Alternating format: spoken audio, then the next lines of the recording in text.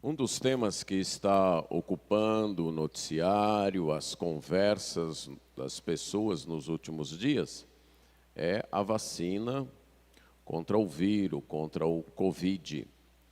Fiz uma pequena pesquisa e pude descobrir alguma coisa. Um tipo de vacina, ou alguns tipos, utilizam o próprio vírus, enfraquecido ou inativo, para que então ele possa estimular o corpo, o organismo a produzir anticorpos.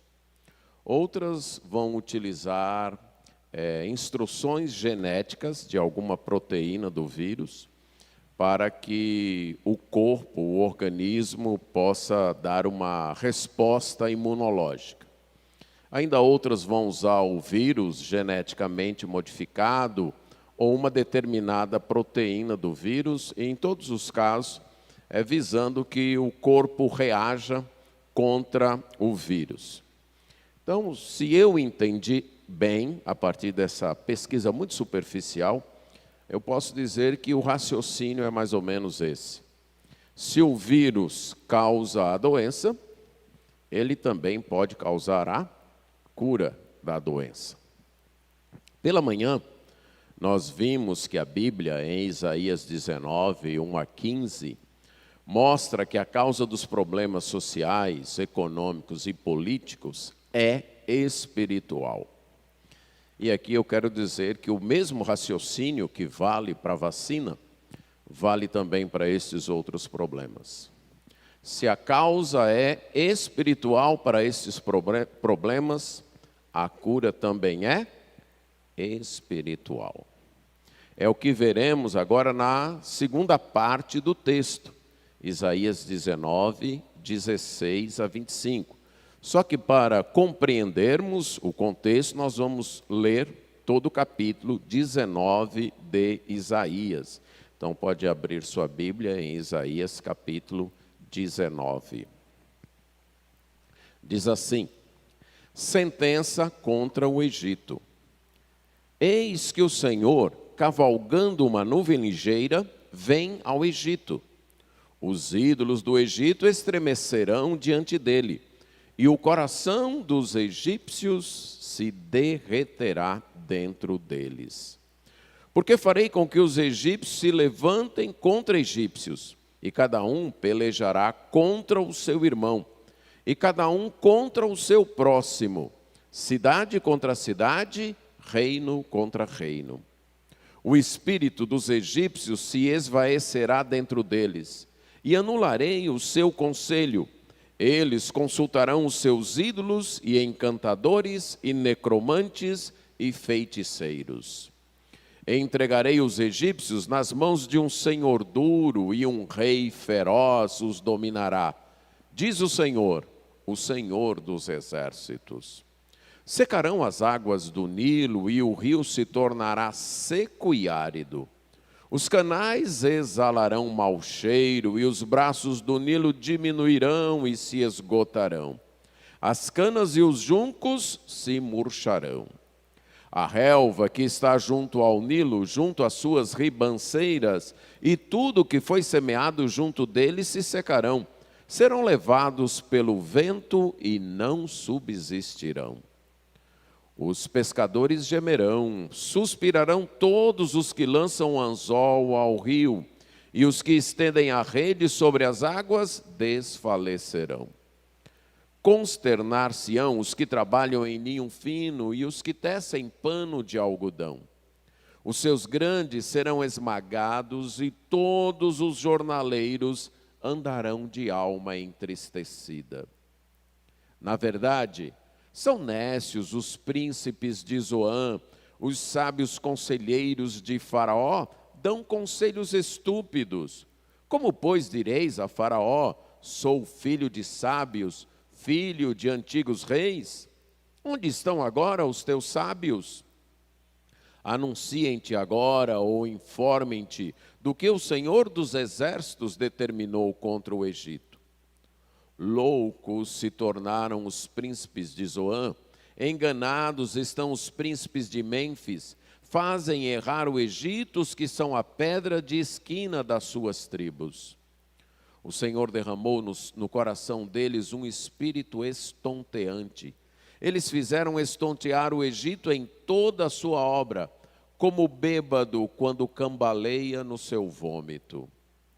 Não aproveitará o Egito obra alguma que possa ser feita pela cabeça ou cauda, pela palma ou junco. Naquele dia, os egípcios serão como mulheres, tremerão e temerão ao levantar-se da mão do Senhor dos Exércitos, que ele agitará contra eles. A terra de Judá será espanto para o Egito. Todo aquele que dela se lembrar encher-se-á de pavor por causa do propósito do Senhor dos Exércitos, do que determinou contra eles. Naquele dia, haverá 5 cidades na terra do Egito que falarão a língua de Canaã e farão juramento ao Senhor dos Exércitos. Uma delas se chamará Cidade do Sol. Naquele dia, o Senhor terá um altar no meio da terra do Egito, e uma coluna se erigirá ao Senhor na sua fronteira. Servirá de sinal e de testemunho ao Senhor dos Exércitos na terra do Egito. Ao Senhor clamarão por causa dos opressores, e ele lhes enviará um Salvador e defensor que os há de livrar. O Senhor se dará a conhecer ao Egito, e os egípcios conhecerão o Senhor naquele dia. Sim, eles o adorarão com sacrifícios e ofertas de manjares, e farão votos ao Senhor e os cumprirão. Ferirá o Senhor os egípcios, ferirá, mas os curará. Converter-se-ão ao Senhor, e ele lhes atenderá às orações e os curará. Naquele dia, haverá estrada do Egito até a Assíria. Os assírios irão ao Egito e os egípcios à Assíria, e os egípcios adorarão com os assírios. Naquele dia, Israel será o terceiro com os egípcios e os assírios, uma bênção no meio da terra, porque o Senhor dos Exércitos os abençoará, dizendo: Bendito seja o Egito, meu povo, e a Assíria, obra de minhas mãos, e Israel, minha herança. Vamos orar.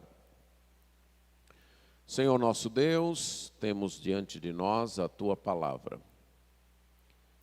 E sem o Teu auxílio, sem a assistência do Teu Espírito Santo, nós somos incapazes de compreendê-la, de amá-la e de obedecê-la.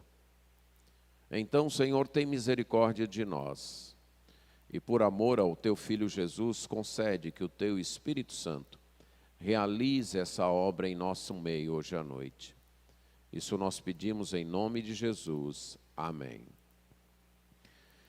Este oráculo de Isaías é de excepcional interesse por causa do clímax extremamente maravilhoso.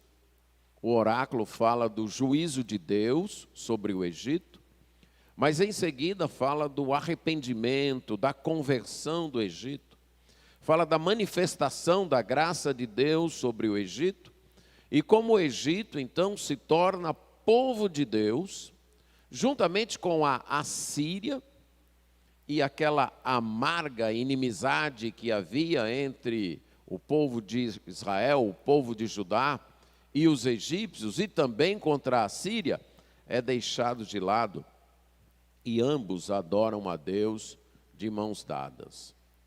O texto nos ensina que os problemas políticos, econômicos e sociais de qualquer esfera humana, de uma nação, de uma cidade, de um estado, de uma família, são resultados do juízo de Deus, são resultados da ação judicial de Deus, por causa do afastamento daquela sociedade, daquele povo, daquela família. Porque aquele povo, família, cidade ou nação tem rejeitado as instruções de Deus. Mas o texto também nos ensina que esse juízo de Deus tem como propósito, tem como alvo, conduzir as pessoas ao arrependimento. Isso é mostrado aqui no caso do Egito, nesta profecia. Nós já tratamos da primeira parte deste ensino, de que os problemas econômicos, políticos e sociais são resultados da ação judicial de Deus, do juízo de Deus, porque as pessoas têm rejeitado a Deus como Senhor, como dirigente de suas vidas. E hoje nós vamos tratar desta segunda parte, que esse juízo, que quando Deus julga uma sociedade, uma nação, uma família, Ele pretende levar esse agrupamento de volta para Ele. Ele pretende então que esse juízo produza uma transformação interior. Essa transformação começa com temor a Deus, implantando o temor a Deus. Esse capítulo, em termos de literatura, ele é uma sentença, como nós temos explicado nessa parte de 13 a 23. Cada seção maior dessa parte começa com a palavra sentença, que vem a ser um oráculo que anuncia um juízo da parte de Deus. No capítulo 19 e 20, nós temos o oráculo contra o Egito. Esse oráculo teve a primeira parte, os versos 1 a 15, que é o anúncio do juízo. Aí nos versos 16 a 25, a segunda parte, que é o anúncio da restauração, da salvação. E no capítulo 20, versos 1 a 6, a ilustração do juízo, que nós trataremos, se Deus permitir, no próximo domingo. Nós, agora à noite, então, tratamos pela manhã da primeira parte, agora à noite, desses versículos 16 a 25, que trata exatamente da conversão e da salvação do Egito. Além da mudança de enfoque, há uma mudança no estilo literário. Nos versos 1 a 15, o estilo é poético. Nas nossas versões, não parece tanto, mas se você tem uma versão mais recente das Escrituras, você vai ver até que eles colocam ela graficamente de modo diferente aí, mostrando que nos versículos de 1 a 15 é uma poesia, e os versículos 16 a 25 é escrito no estilo de prosa, no estilo de uma narrativa. Então tem tanto a mudança de enfoque, a mudança de assunto, como a mudança de estilo literário, mas tem uma outra mudança que eu penso que você percebeu. Esta segunda parte é marcada por uma figura de linguagem conhecida como anáfora, que é uma figura de linguagem que no início de cada parágrafo repete uma mesma expressão, repete uma mesma palavra ou frase. E no caso aí, todos vocês perceberam que a expressão repetida é naquele dia. 6 vezes, então, é repetida esta expressão naquele dia. O contexto histórico de quando foi proferido esse oráculo era do Egito, já em certa crise, enfraquecido, mas também amedrontado pelo avanço do império da Assíria, lá do outro lado, lá na Mesopotâmia, mas que vinha avançando e crescendo, e estava avançando sobre o território de Canaã, e a próxima etapa era entrar no Egito, era conquistar o Egito. Então, os governantes do Egito buscam as nações de Canaã para fazer uma aliança, para fazer um acordo, para que juntos pudessem fazer frente à ameaça do império assírio. O profeta Isaías, durante toda essa primeira parte do livro dele, de capítulos 1 a 39, está combatendo exatamente isso, a confiança em alianças políticas, em alianças militares, por parte do povo de Deus, por parte do povo de Judá. Isaías vai enfatizar vez após vez que a solução não está no homem, não está nas propostas humanas. A solução está em voltar para Deus. O juízo de Deus está a caminho. O juízo de Deus já está chegando por causa do pecado do povo. Mas só há uma saída. E não é fazer aliança com esta nação, nem com aquela. E é sim renovar a aliança com Deus. É voltar-se para Deus em arrependimento e fé. Essa é a única saída. E esse é o enfoque de Isaías, é o alvo dele, fortalecer isso. E nessa profecia, na primeira parte, ele quer dizer exatamente isso. Olha, vocês estão pensando em fazer uma aliança com o Egito, mas vejam lá, é um povo já em crise. Está todo dividido lá, gente, eles mesmos brigando entre eles. Como é que eles podem nos ajudar? Eles estão economicamente em crise também. Como é que eles podem nos ajudar? Eles não têm sabedoria nem para resolver os problemas deles. Como é que eles vão poder nos ajudar em nossos problemas? Esse é o objetivo da primeira parte. E na segunda parte ele quer mostrar que a solução, tanto para Judá como para o Egito, está no Senhor, é Deus. Ele é a solução para toda e qualquer nação, para todo e qualquer povo. A solução é arrependimento e submissão a Deus. A expressão utilizada naquele dia aqui aparece várias vezes, mais de 40 vezes no livro de Isaías, e aparece muitas vezes no Antigo Testamento. É uma expressão correlata a outra chamada Dia do Senhor. E o naquele dia não se refere a um dia de 24 horas, e sim a um tempo escatológico, final, quando Deus vai acertar as contas com sua criação, por causa de sua rebeldia, por causa de sua revolta contra Ele.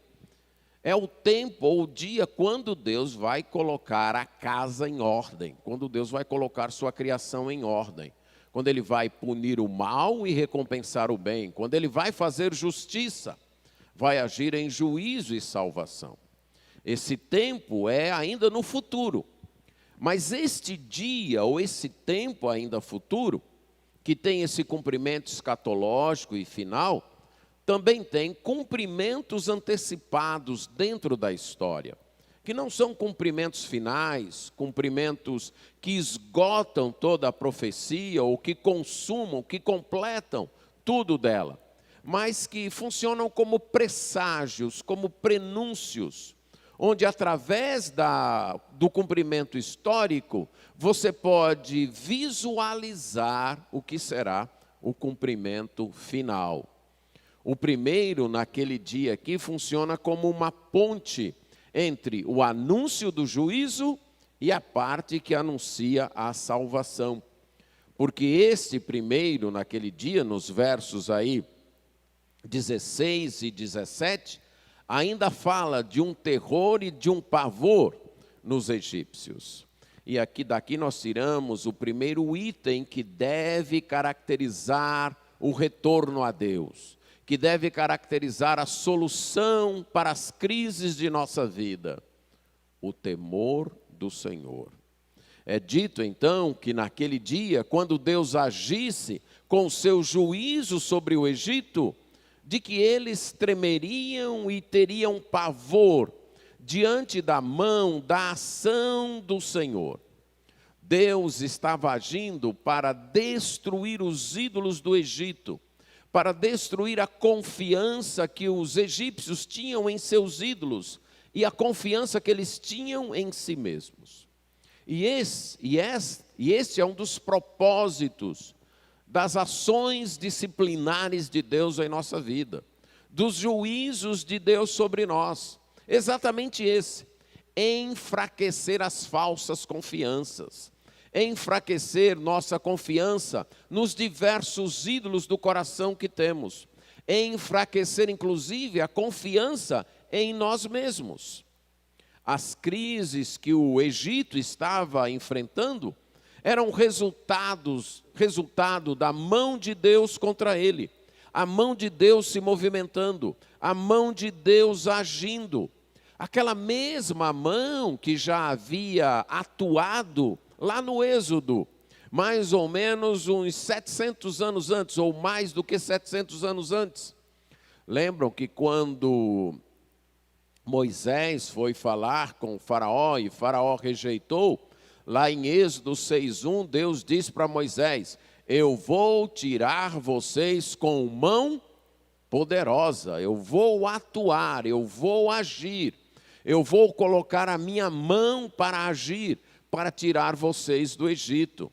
E no capítulo 8, verso 19, diante de uma das pragas que os magos do Egito não conseguem replicar, os magos do Egito dizem para o faraó: isto aí é o dedo de Deus, isto aí é Deus agindo. O faraó abre os olhos, isto é Deus agindo. E no capítulo 9, verso 15 é repetido, Deus dizendo: eu vou tirar vocês com mão forte. Deus já havia atuado contra o Egito e ele iria agir novamente. A sua mão estaria agindo. Esse texto nos lembra que Deus não está inativo no universo, que Deus não está simplesmente observando as coisas acontecerem e não está fazendo nada. Não, Deus está atuando. Sua mão está agindo. E quando sua mão age em juízo, e quando sua mão age para trazer então o ferimento, o temor deve se implantar no coração das pessoas. Deus já havia julgado os deuses do Egito. Em Êxodo 12:2, Deus claramente falou para Moisés: eu vou executar juízo sobre os deuses do Egito. E as pragas foram juízos de Deus, enfraquecendo a confiança que aqueles egípcios tinham nos seus deuses. Em Números capítulo 33, verso 4, a mesma coisa. A palavra utilizada na primeira parte, que fala dos ídolos, diz aquilo que não é nada, porque os ídolos não eram nada. Mas como os egípcios confiavam nesse nada, acreditavam nesse nada, Deus precisava mostrar que estes ídolos de fato para nada serviam, eram inúteis, porque só assim eles deixariam de confiar nestes ídolos. E aí é dito que quando Deus fizesse isso, eles tremeriam diante da ação de Deus. E que o povo de Judá, o povo de Deus, o povo que tinha aliança com Deus, se tornaria uma causa de espanto e de pavor, que só o fato deles lembrarem de Judá, eles já ficariam com medo por causa do propósito que Deus tinha. Uma certa ocasião na história, foram os judeus, os israelitas lá no Egito, que tiveram pavor, que tiveram medo dos egípcios. Agora a coisa tinha se invertido. E a ação judicial de Deus, o juízo de Deus, iria produzir nos egípcios esse temor, este medo. Ao compreenderem então a ação de Deus contra eles, eles teriam medo. O juízo de Deus, as ações disciplinares de Deus em nossa vida devem produzir temor a Ele. Aqui começa o verdadeiro arrependimento. Aqui começa a verdadeira conversão, com temor a Deus, temendo a Deus, reconhecendo Deus como soberano, como supremo, como aquele que domina sobre tudo e sobre todos, com aquele que é tremendamente santo, que não compactua com o pecado, que não tolera a desobediência, que não aceita a nossa revolta, que não passa a mão em cima dos nossos desejos e atos pecaminosos.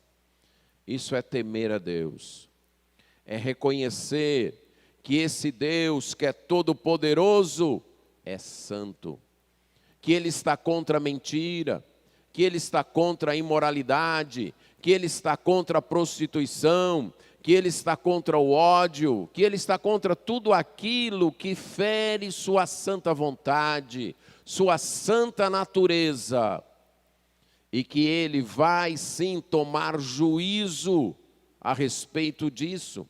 Caso as pessoas persistam teimosamente em desobedecê-lo, deve haver temor a Deus, este reconhecimento de Deus. A fé cristã começa com temor a Deus, temendo a Deus, respeitando a Deus. Não se julgue cristão, não se julgue de Deus, não se julgue filho de Deus, se você não tem o temor de Deus. No livro de Malaquias, Deus faz até uma pergunta: se eu sou o pai de vocês, cadê o respeito? Se eu sou o pai de vocês, cadê o temor? Vocês não dizem que são meus filhos? Vocês não me chamam de pai? Então, se isso é verdade, se eu sou o pai de vocês, cadê o temor? Cadê o respeito para comigo? Não vamos nos deixar levar pelos conceitos mundanos de um Deus que é pai, um pai muito mais para avô do que para pai, que tolera tudo, que acha graça dos erros dos netos, que se empolga até com as coisas erradas que eles fazem, e, se possível, impede até o pai de disciplinar. Este não é o Deus das Escrituras. Este não é. O Deus das Escrituras é um Deus que ama. E porque Ele ama, Ele zela. E porque Ele ama, Ele cuida. Sendo que o seu maior amor é a sua própria santidade. E Ele zela por essa santidade. Ele cuida desta santidade. Então Ele age em juízo para fazer com que o seu povo aprenda a temer a Ele. Temor a Deus é o primeiro objetivo que Deus quer causar quando traz juízo sobre as pessoas. Mas esse temor deve produzir uma conversão, uma volta a Deus. E agora vamos para o segundo, naquele dia, aí no verso 18. Naquele dia haverá 5 cidades na terra do Egito que falarão a linguagem de Canaã e jurarão ao Senhor dos Exércitos. Cidade do Sol será chamada uma delas. A expressão aqui, as 5 cidades, faz um paralelo, como várias vezes nesse texto, você vai ver o paralelo entre esta profecia e o êxodo e a conquista.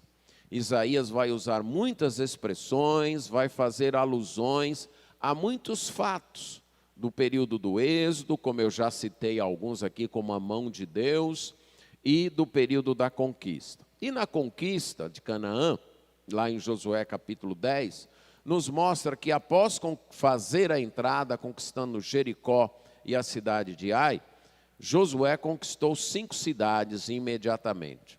E foi daquele começo de 5 cidades que ele fez sua plataforma para conquistar o norte e o sul da Palestina, o norte e o sul de Canaã.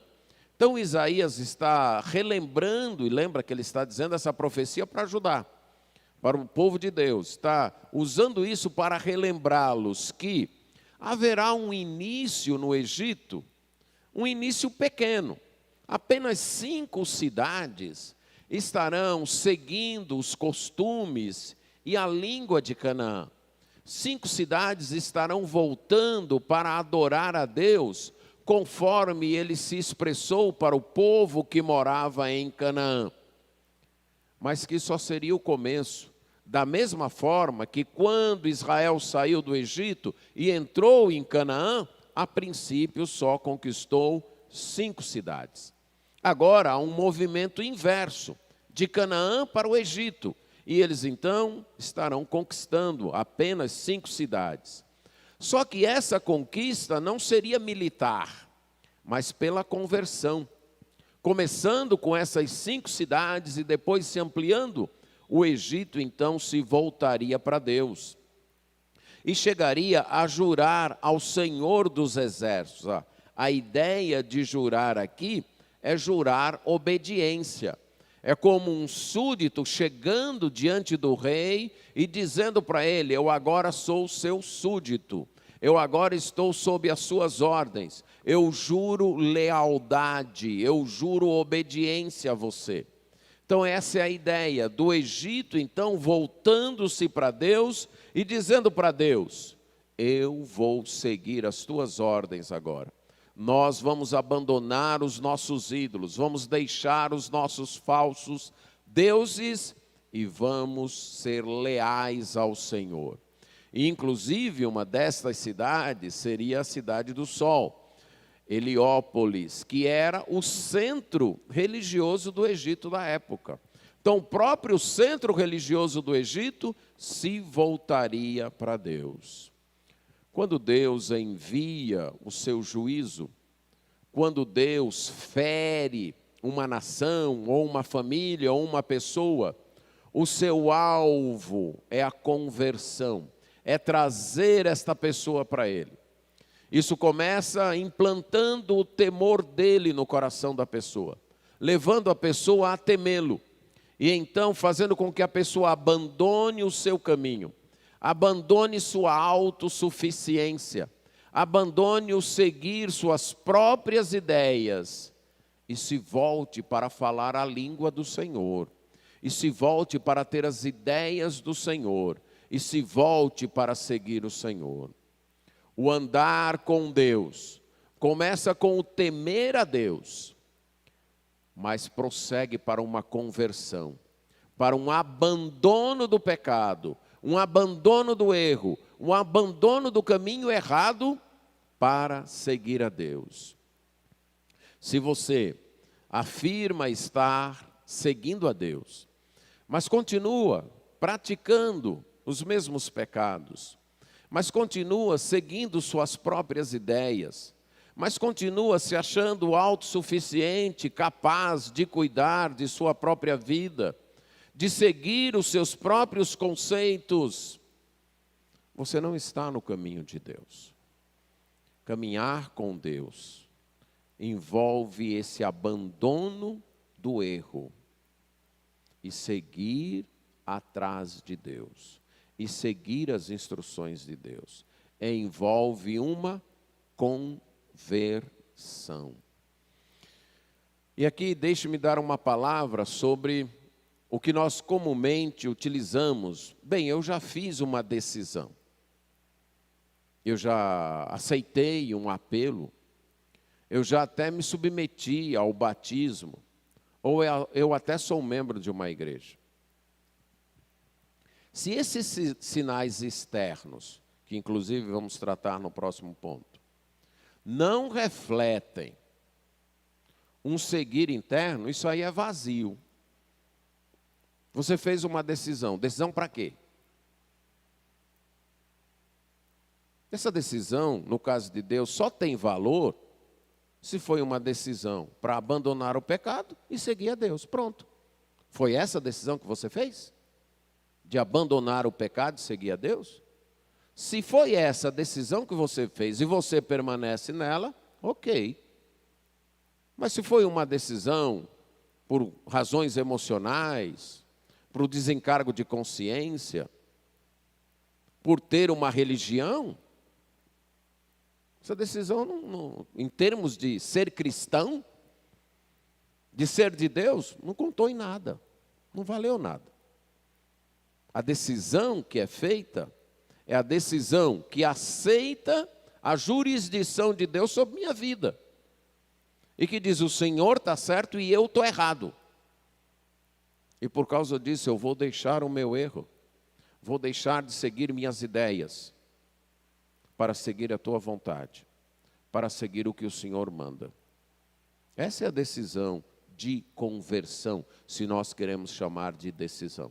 É isso. Mas o fato de um dia você ter levantado a mão, ter vindo à frente, e a vida continuou a mesma, ou mudou apenas por um tempo, e logo depois voltou a ser tudo como era antes, por favor, não se iluda, achando que você é de Deus. A verdadeira conversão começa com um temor a Deus e parte para um aceitar os costumes que Deus nos dá em sua palavra. E parte para falar a linguagem de Deus, para dizer para Deus: eu serei obediente ao Senhor e andar com Ele. Mas esta conversão, em terceiro lugar, agora nos versos 19 até 21, ela se manifesta em adoração. Ela começa com o temor de Deus, ela produz uma mudança de vida, ela produz uma conversão. Você estava indo num determinado caminho, e aí você sofre o juízo de Deus, sofre a disciplina de Deus, você passa a temer esse Deus, a respeitar esse Deus, e se volta para andar com Deus. Ok? E aí você vai se tornar um adorador de Deus, a partir do verso 19. E o que está incluso nessa adoração? É dito um altar. O altar é o local de sacrifício, o local de adoração, onde se reconhecia a presença de Deus, um marco que então mostrava a presença de Deus. Mas o altar também era o lugar do sacrifício, no qual os pecados eram expiados, os pecados eram pagos para com Deus, e o problema do pecado com Deus ficava resolvido. Uma expiação era feita. Nossa adoração verdadeira, resultado de uma conversão, ela tem como centro da vida não mais um altar semelhante àqueles, nem sacrifícios de animais, mas ela tem como centro da vida a cruz do Senhor Jesus Cristo, o supremo sacrifício feito. Toda adoração a Deus tem que ter a cruz de Cristo, o sacrifício de Cristo como centro. Toda nossa aproximação a Deus tem que ser através do sacrifício expiatório, da morte redentora do Senhor Jesus Cristo. Nós somos pecadores, nós desobedecemos a lei de Deus, nós falhamos com Deus. E como Deus é santo e justo, a sua condenação está sobre nós. O seu juízo está sobre nós. E só há um meio de escapar deste juízo. É aceitar o que foi realizado na cruz do Senhor Jesus Cristo.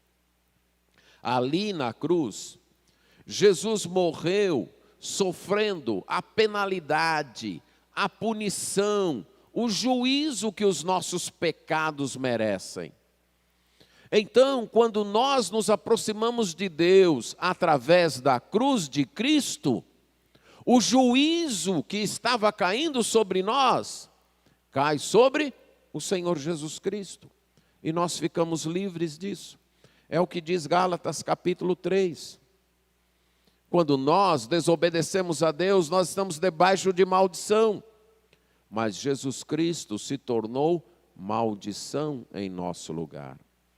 A adoração a Deus inclui o reconhecimento, a aceitação do sacrifício de Jesus como o único meio de nos aproximarmos de Deus, de sermos aceitos por Deus. A profecia fala de um altar no meio da terra do Egito. Mas esse altar, vai ser explicado aí no verso 20, seria um sinal, seria um testemunho apenas.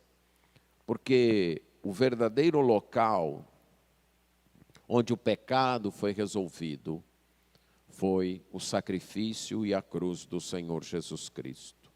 A adoração que surge do temor a Deus e de uma verdadeira conversão é uma adoração centrada no sacrifício do Senhor Jesus Cristo. Mas também é uma adoração que aceita o domínio de Deus sobre a vida. Diz aí no verso 19, naquele dia vai ter um altar no meio da terra do Egito, mas também uma coluna se erigirá na sua fronteira. O que seria aqui uma coluna? Era uma pedra colocada de pé, uma pedra memorial que indicava a posse daquela terra. Então estava na fronteira. Seria como se você viajando e atravessasse de um país para outro, e quando você passasse a fronteira, você se deparasse com um marco feito em pedra, dizendo: você está no país tal, ou você está na propriedade de tal. E aqui é dito que o Egito vai ter na sua fronteira um marco memorial, essa pedra memorial, dizendo então, e a ideia era dizer: esta terra é do Senhor. Esta terra passou a ser do Senhor.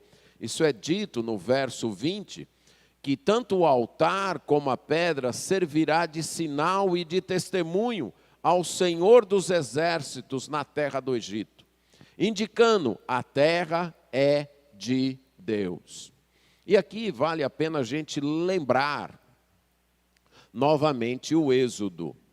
Você está, se está em sua mente, você lembra que quando Moisés foi falar com o faraó: olha, eu encontrei o Senhor, o nosso Deus, o Deus dos hebreus, e ele disse que você deve deixar o nosso povo e adorá-lo. Aí o faraó perguntou o quê? Quem é o Senhor? Eu não conheço e eu não vou deixar. Quem manda nessa terra? Sou eu. Eu sou o faraó aqui. Eu sou o rei aqui, eu não admito outro rei. E no conceito egípcio da época, o faraó também era Deus. Era o filho do Deus deles. Então ele falou: que história é essa de um outro Deus vir me dizer o que fazer? O Deus aqui sou eu. Mas a conversão naquele dia dos egípcios vai fazer com que os egípcios admitam que a terra deles é de Deus. A adoração envolve chegar-se a Deus através de Jesus, mas envolve também admitir que eu sou dele, que eu pertenço a ele, que eu não sou mais meu. Envolve crer que há uma coluna, há um marco na minha vida dizendo: este coração, este corpo, estes talentos, esta vida é de Deus, pertence a Deus. Adoração que surge do temor a Deus, que surge de um verdadeiro arrependimento, é isso. É uma adoração que se curva diante de Deus e diz: tu és o meu Senhor. O Senhor manda e eu obedeço. O estilo de vida, de chegar numa igreja para fazer o que quer, de ter uma religião que não se meta na minha vida, que não venha dizer como eu devo andar, isso não é cristianismo. Isso não é de Deus. O povo de Deus é aquele povo que diz: eu não mando na minha vida. Eu não sou o dono da minha vida. Eu sou de Deus. Logo Ele é o meu dono. Logo Ele manda em mim. Logo eu não faço o que eu quero. Eu me submeto a Ele. Eu faço o que Ele quer. Há uma coluna, há um marco na minha vida, dizendo: eu pertenço a Deus. Essa aqui é a adoração verdadeira. A adoração de quem é de Deus. Foi comprado através de Cristo e pertence a Deus. São os sinais externos de uma realidade interna. E é somente nesse sentido que cabe, então, por exemplo, o batismo, a ceia, a participação num culto, como sinais, como indicadores externos de uma realidade interna. Como uma indicação perceptível de algo que não é imediatamente aparente, como uma pista visível de uma realidade ou de uma verdade que está além disso. Uma ação que mostra um código de uma verdade que não está tão aparente. É isto o frequentar uma igreja. É isto o ser batizado. É isto o se envolver com uma igreja. São sinais necessários. Note que o Egito vai fazer isso. Vai ter um altar, vai ter uma coluna, servindo de sinal, servindo de testemunho. Tem a parte externa, sim. E esta parte externa é necessária. Mas essa parte externa tem que refletir o coração. Algumas vezes nós temos a tendência de separar e dividir aquilo que Deus não separa.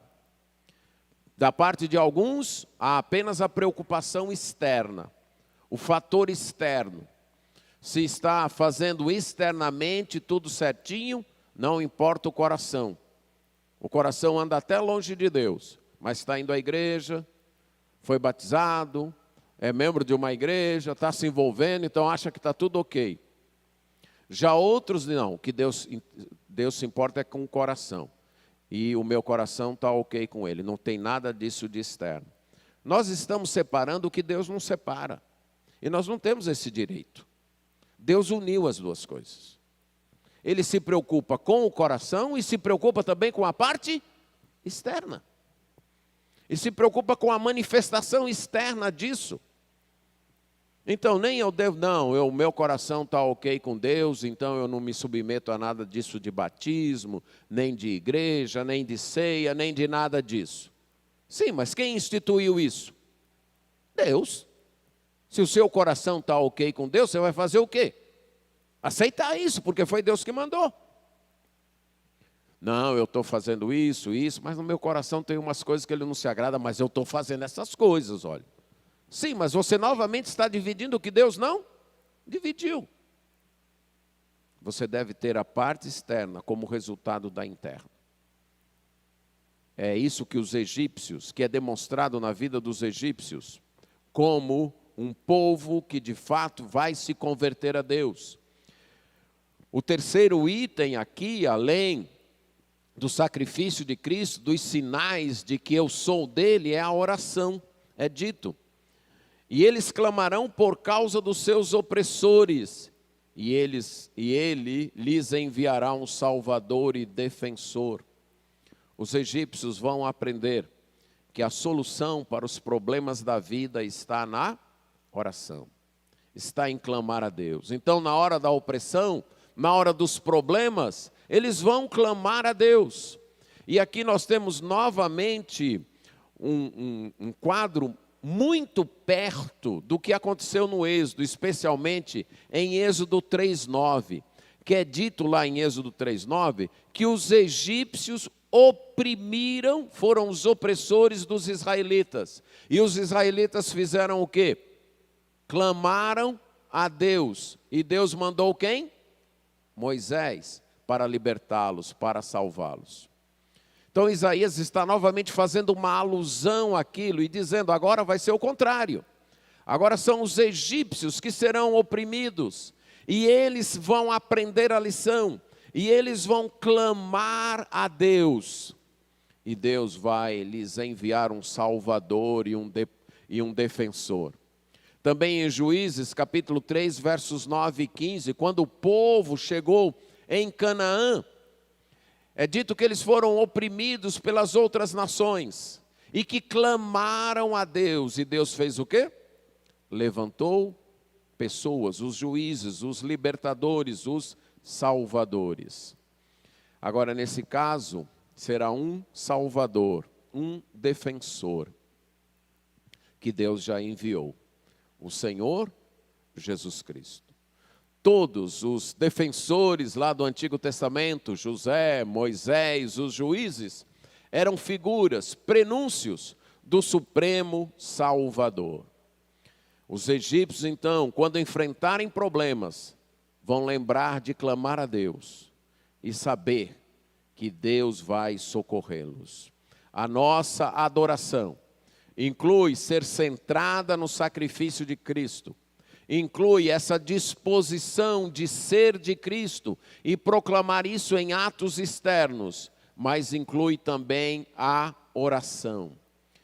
E o outro fator é a palavra de Deus, verso 21. E o Senhor se dará a conhecer ao Egito, e os egípcios conhecerão o Senhor naquele dia. Sim, eles os adorarão com sacrifícios e ofertas de manjares. O quarto item que aparece aqui de uma adoração é o conhecimento de Deus, é o conhecimento da palavra de Deus, é esse acesso à revelação de Deus, à palavra de Deus. E aqui vamos lembrar novamente do que aconteceu lá no Êxodo. Êxodo 5:2, Moisés vai falar com Faraó e Faraó diz: quem é o Senhor? Aí em Êxodo 7:5, Deus diz: não se preocupe, Moisés, eu vou mostrar para o Faraó quem eu sou. Ele não sabe quem eu sou, mas ele vai passar a me conhecer. Deus então se dá a conhecer através dos seus juízos. E o acesso, a compreensão desse conhecimento através da palavra de Deus é parte também da nossa adoração. Mas além disso, o serviço. E eles o adorarão com sacrifícios e ofertas de manjares, farão votos ao Senhor e os cumprirão. Então, note os elementos de uma adoração. O centro é o problema do pecado resolvido em Cristo. Esse é o centro. A aceitação e manifestação visível de que nós, a partir disso, somos de Deus. Pertencemos a Deus. A oração, a palavra e o serviço. O envolver-se no serviço a Deus. O sacrificar-se para Deus.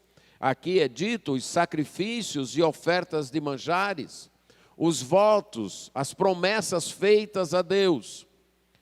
E o sexto item, a disciplina. Ferirá o Senhor os egípcios, ferirá, mas os curará.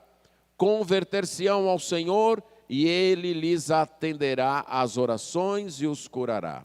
Este versículo funciona como centro aqui, mostrando essa ação de Deus. Que judicialmente, que em seus juízos vem e fere, mas fere com o objetivo de curar. É interessante que um profeta contemporâneo de Isaías, pelo menos na primeira parte do ministério de Isaías, o profeta Oséias, profetizando ao povo de Israel, o reino do norte, lá em Oséias 6:1, disse: olha, vamos voltar para Deus, vamos buscar a Deus, porque foi Ele que nos feriu, portanto é Ele quem pode nos curar. Já que foi Ele que nos feriu, é Ele quem pode nos curar. Mas Isaías agora traz essa mesma palavra para um outro povo, para um povo gentil, para os egípcios, dizendo: Deus vai ferir vocês, e quando Deus ferir vocês, vocês devem se voltar para Ele, porque é Ele quem tem o poder de curar. O povo que se volta para Deus está sujeito também à disciplina de Deus, quando anda distante de Deus. E no momento da disciplina, o que deve fazer? Voltar-se para Deus. Porque o Deus que fere é também o Deus que pode curar. É o Deus que pode restaurar. Alguns, diante da disciplina, se revoltam, se distanciam ainda mais de Deus. O juízo de Deus em suas vidas não produz o efeito da conversão e do arrependimento. Eles se tornam ainda mais distantes e revoltados contra Deus. Mas esse não é o caminho. O caminho é, quando feridos por Deus, nós devemos voltar para Deus. Porque Deus é o que pode nos curar. O juízo de Deus quer levar o povo ao arrependimento. Esse arrependimento começa com temor a Deus, depois uma volta aos caminhos de Deus, com submissão a Deus, e uma adoração a Deus, que inclui nesta adoração o perdão dos pecados com o sacrifício do Senhor Jesus Cristo. A manifestação externa de que eu pertenço a Deus, de que eu sou dele. Inclui oração, conhecimento da palavra de Deus, serviço a Deus e aceitação da disciplina de Deus. Chegamos à última parte, os versos 23 a 25. E aqui nós vamos ver que esta conversão vai alcançar resultados improváveis. Uma harmonia e uma unidade com povos extremamente diferentes. Aqui o profeta Isaías junta o Egito e a Assíria. Geograficamente estavam em posições opostas. Um no sul a oeste, o outro no norte a leste. Mas também haviam sido opressores do povo de Deus. O Egito logo no início, quando o povo de Israel estava lá, como o faraó foi cruel, escravizando aquele povo, obrigando aquele povo a matar os seus filhos, a jogar os seus filhos no rio, se eles fossem homens, e dominando cruelmente sobre eles. E a Assíria era o inimigo daquele momento, era o inimigo de então, o inimigo da época de Isaías, e era extremamente cruel também. Para você ter uma ideia, em 2 Crônicas 33:11, fala de como a Assíria, agora na época do rei Manassés, invadiu Jerusalém e levou o rei Manassés embora. E há figuras que demonstram que os reis da Assíria faziam isso quando dominavam o rei. Eles colocavam anzóis no nariz daquele rei dominado e iam puxando esse rei no caso de Manassés, desde Jerusalém até lá, a Síria. Ele tinha que acompanhar o ritmo, porque senão ficaria sem nariz, né? O anzol levaria embora. Era a crueldade com que eles atacaram Israel. Você começa a entender por que Jonas não queria ir pregar na Síria, né? Rapaz, esse povo é cruel demais, o senhor quer que eu vá pregar para eles? Se eu for pregar e eles se arrependerem, eu quero é mais aqueles que venham o juízo mesmo sobre eles. É por isso que eu não vou pregar. Havia um ódio muito grande, mas o Evangelho transforma. E é isso que Isaías mostra aqui. Vai haver uma unidade, vai haver uma estrada, e a ideia aqui é de uma estrada real, uma estrada calçada, que iria desde o Egito até a Assíria. E aí os assírios poderiam vir até o Egito e os egípcios irem até a Assíria, e ambos adorariam o Senhor. Irmãos, paz universal, paz entre as nações, só vai acontecer quando houver conversão a Deus. Não vamos nos iludir que acordo A, acordo B, acordo C vai fazer com que as nações se unam, deixem suas diferenças, seus ódios de lado e passem a se amar. Só há uma força capaz de produzir amor que supera ódios antigos, amarguras históricas. É a força do Evangelho. É o Evangelho que produz arrependimento e mudança de coração. Sem isso, não há paz, nem dentro da família, que dirá entre as nações. A solução para os problemas do mundo é a pregação do Evangelho. É as pessoas se curvarem a Deus. Você pode ter certeza que alguém que dedica a sua vida a missões e vai para uma tribo indígena, para o interior da África ou para qualquer outra nação, e talvez passe a vida inteira ministrando a um grupo de 100 e 200 pessoas, causou um impacto bem maior do que um estadista que tentou costurar acordos políticos. Você pode ter certeza disso. Porque a paz verdadeira só vem pelo Evangelho do Senhor Jesus Cristo. É fruto de uma conversão dos povos. É fruto do temor a Deus colocado nos corações, porque estão recebendo o juízo de Deus. É fruto de uma volta e de um arrependimento sincero a Deus. É fruto de adorar a Deus. Na época que Isaías fez sua profecia, os assírios e os egípcios eram inimigos. Um queria engolir o outro. Mas naquele dia, no dia que ainda virá, por causa da ação de uma conversão produzida por Deus, eles vão adorar juntos.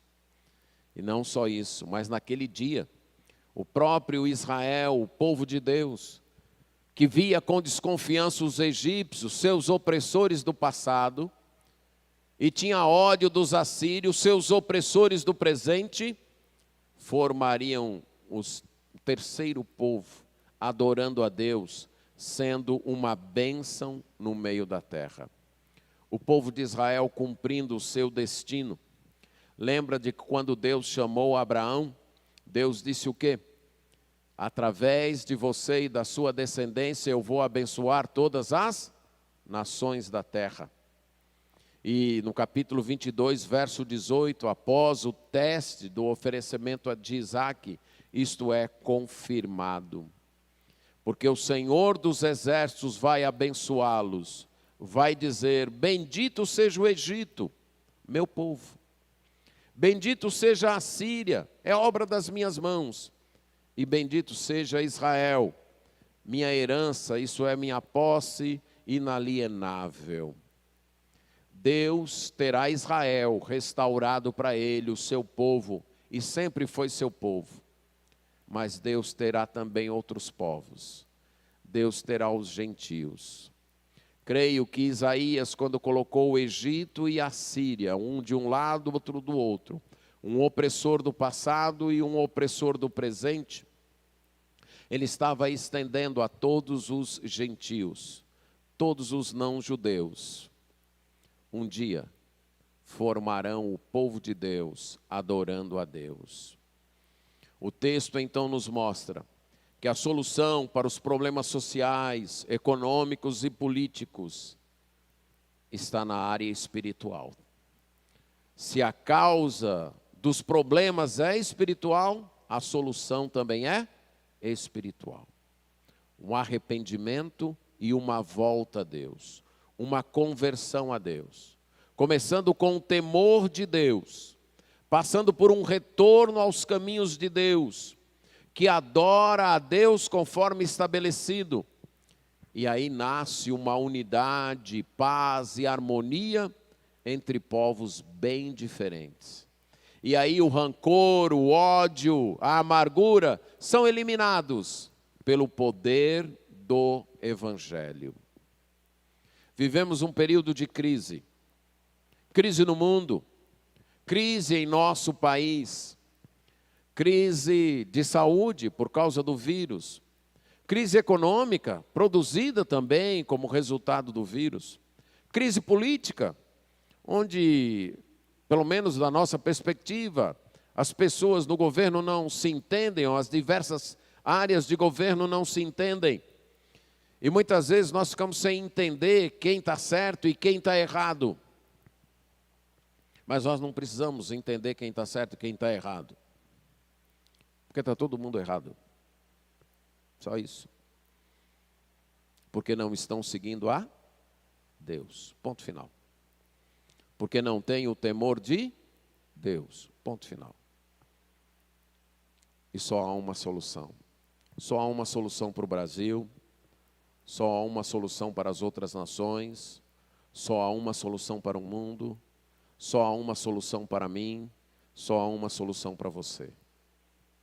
O Evangelho do Senhor Jesus Cristo. Uma conversão e uma volta a Deus.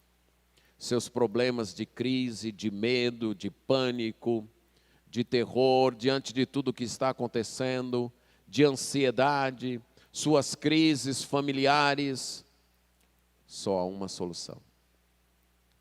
Volte para Deus. Aprenda a temer a Deus. Arrependa-se e volte para Deus. Não se iluda com religiosidade externa, não se iluda com rituais vazios, não se iluda com idolatrias ou confianças em ídolos vãos. Não se iluda com isso. Não se iluda com a confiança em você mesmo, em suas ideias.